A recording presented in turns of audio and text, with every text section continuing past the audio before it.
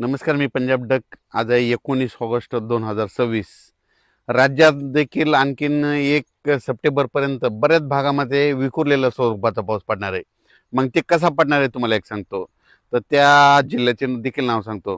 राज्यामध्ये 26 ऑगस्ट, 27, 28 ह्या दरम्यान म्हणजे ह्या 3 दिवसामध्ये काय होणार आहे, 26, 27, 28ला नागपूर जिल्हा, वर्धा, भंडारा, गोंदिया, चंद्रपूर, यवतमाळ, त्याच्यानंतर वाशिम, हिंगोली, अकोला, अमरावती, त्याच्यानंतर इकडं हिंगोली, परभणी जिल्हा, जालना जिल्हा, बीड जिल्हा, त्याच्यानंतर अहिल्यानगर, नेवाशापर्यंत, त्याच्यानंतर संभाजीनगर, जालना आणि इकडं जळगाव, जामोद ह्या पट्ट्यामध्ये ना 25, 26, 27, 28च्या दरम्यान त्या भागामध्ये पाऊस असणार आहे, म्हणून हा अंदाज लक्षात येतात.